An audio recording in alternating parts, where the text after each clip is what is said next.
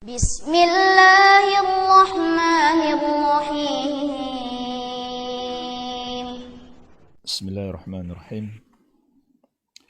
Assalamualaikum warahmatullahi wabarakatuh.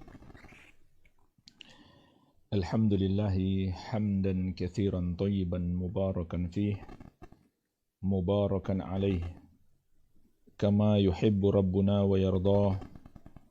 Ashhadu an la ilaha illallah wahdahu la syarika lah, wa ashhadu anna Muhammadan abduhu wa rasuluh. Sallallahu alaihi wa ala alihi wa sahabatihi ajma'in wa man tabi'ahum bi ihsanin ila yaumiddin, amma ba'd. Fa ikhwani fid din wa akhwati fillah, kaum muslimin wal muslimat rahimani wa rahimakumullah. Semoga Allah Azza wa Jalla senantiasa mencurahkan rahmatnya kepada kita sekalian. Sesungguhnya kehidupan seorang hamba akan selalu berada di dalam dua keadaan, yaitu mendapatkan nikmat Allah Azza wa Jalla ataukah ditimpa musibah dan malapetaka. Namun ketahuilah, nikmat Allah Azza wa Jalla kepada seorang hamba itu jauh-jauh lebih banyak daripada musibah yang Allah takdirkan untuknya. Sampai-sampai Allah Azza wa Jalla menegaskan, wa in ta'uddu ni'matallahi la tuhsuha.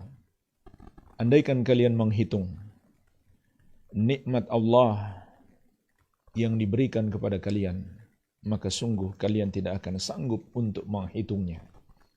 Subhanallah, saking banyaknya dan besarnya serta melimpah ruah nikmat yang Allah berikan kepada kita, untuk sekedar menghitungnya pun kita tidak sanggup. Sementara musibah yang menimpa kita mungkin masih bisa kita hitung dengan jari. Namun jemaah sekalian, ternyata banyak orang yang kemudian malah tersesat ketika ditimpa musibah.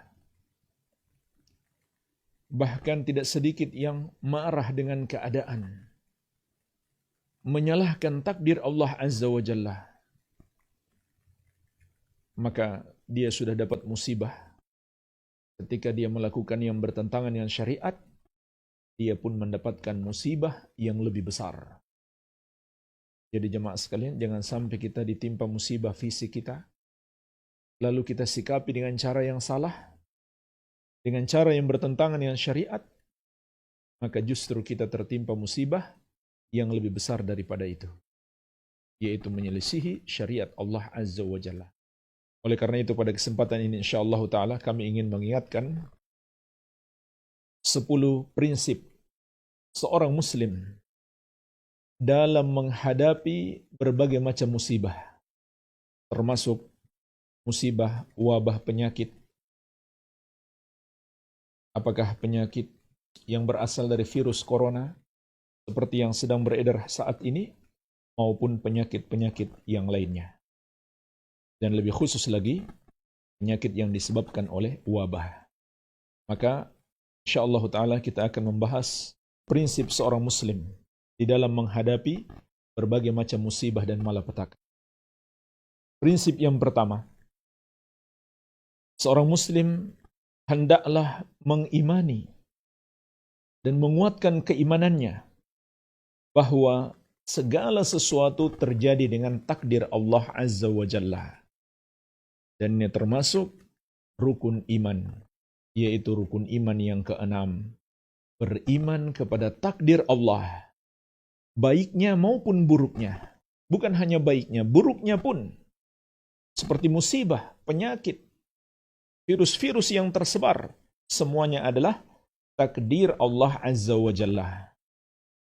Dalam surat Al-Furqan ayat kedua, Allah Azza wa Jalla berfirman, wa khalaqa kulla syai'in faqaddarahu taqdira. Dan Allah yang menciptakan segala sesuatu, maka dia yang menakdirkannya dengan sebaik-baiknya.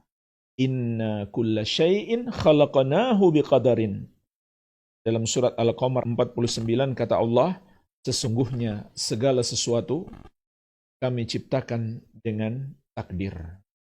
Jadi jemaah sekalian, segala sesuatu adalah takdir Allah, segala sesuatunya adalah ciptaan Allah Azza wa Jalla. Termasuk semua musibah dan malapetaka yang terjadi di muka bumi ini.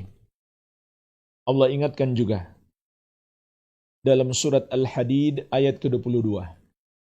Ma asaba min musibatin fil ardi wala fi anfusikum illa fi kitabim min qabli an nabra'aha inna dzalika 'alallahi yasir. Tidak ada satu musibah pun yang terjadi di muka bumi, tidak pula yang menimpa diri kalian, kecuali semua itu sudah tercatat dalam sebuah kitab, yaitu di catatan takdir Al-Lauhul Mahfudz, sebelum kami menciptakannya, kata Allah. Sesungguhnya yang demikian itu sangat mudah bagi Allah Subhanahu wa ta'ala. Maka harus kita imani apapun yang terjadi merupakan takdir Allah Subhanahu wa ta'ala. Dan ketika itu jemaah sekalian, seorang hamba yang beriman bahwa musibah itu adalah takdir Allah, maka Allah akan menambahkan hidayah kepadanya. Jadi ini termasuk hikmah musibah yang terbesar. Ketika kita mengimani musibah itu adalah takdir Allah, maka Allah akan tambahkan hidayah kepada kita. Sebagaimana di surat At-Taghabun ayat ke-11, Allah Azza wa Jalla berfirman, Ma asaba min musibatin illa biiznillah wa may yu'min billahi yahdi qalbah wallahu bikulli syai'in alim. Tidak ada satu musibah pun yang terjadi kecuali dengan izin Allah. Perhatikanlah jemaah sekalian ayat ini. Tidak ada apapun yang terjadi kecuali dengan takdir Allah, dengan kehendak Allah. Artinya kalau Allah menghendaki terjadi, maka terjadi. Kalau tidak, maka tidak mungkin terjadi. Kemudian kata Allah, wa may yu'min billahi yahdi qalbah. Dan siapa yang beriman kepada Allah, yaitu mengimani segala sesuatunya ditakdirkan oleh Allah, maka Allah akan memberikan hidayah atau tambahan hidayah kepada hatinya. Subhanallah. Ini di antara hikmah musibah, agar Allah menambahkan hidayah kepada kita apabila kita kuatkan keimanan kita bahwa musibah ini terjadi semuanya dengan takdir Allah. Wallahu bikulli syai'in alim. Dan Allah maha mengetahui segala sesuatu.